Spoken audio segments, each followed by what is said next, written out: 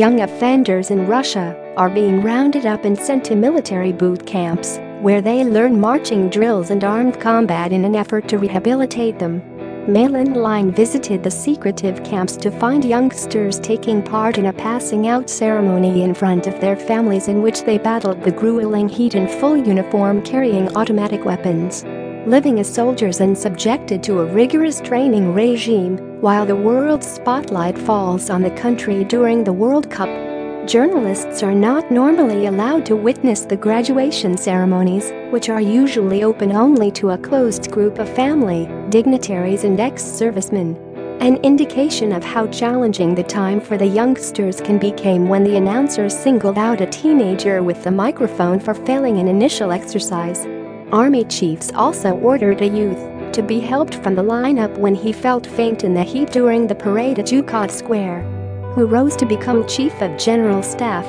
His statue adorns the square. The youths would normally get a simple ticking off from most parents for crimes such as being smokers, internet junkies, TV addicts, or being too attached to their mobile phones.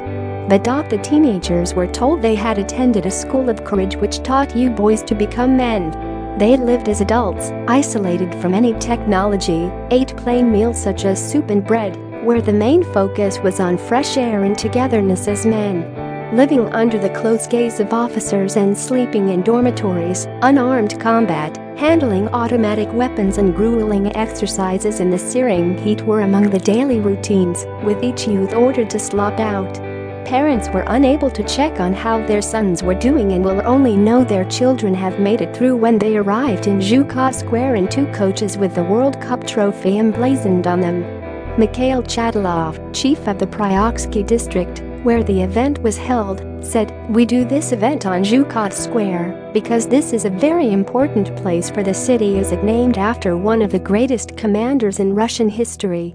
We have to remember the past, and that's why we do this."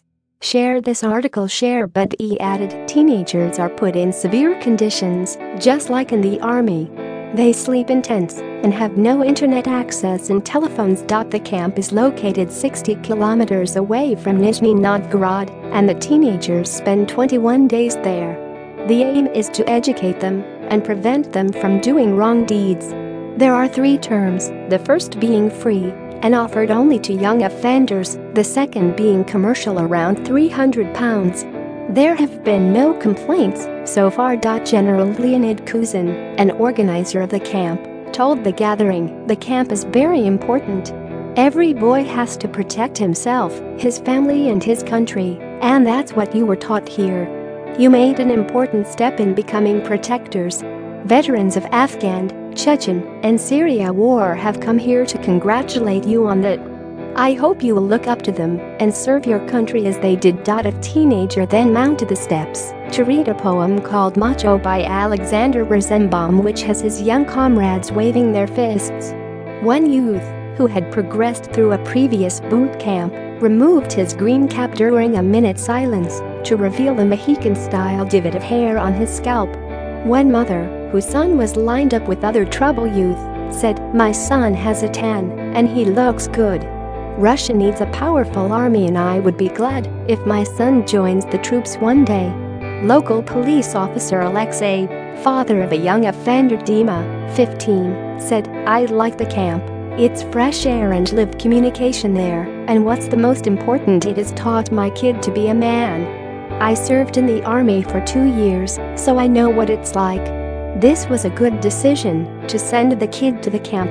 Any day it happens, he will be ready to go to war if needed." The army top brass in Nizhny Novgorod, where England play their World Cup match with Panama on Sunday. Tatyana Bankova, 25, of the Nadezhda Medical Center, which organizes the camp, said, "Adolescence is a difficult period, and you sometimes have to treat a kid tough. Parents don't recognize their kids when they graduate from the camp. They change a lot for the good. The first term is free. It is for kids who are sent by commission for juvenile cases.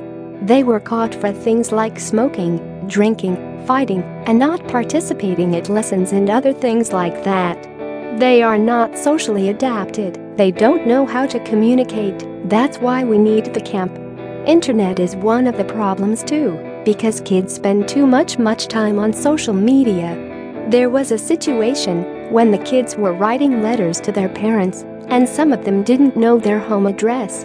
As the youths were reunited with their parents, some went away to form huddles of smokers, while one embraced an item given by his mother and said, "What? Is it my phone? Wow!"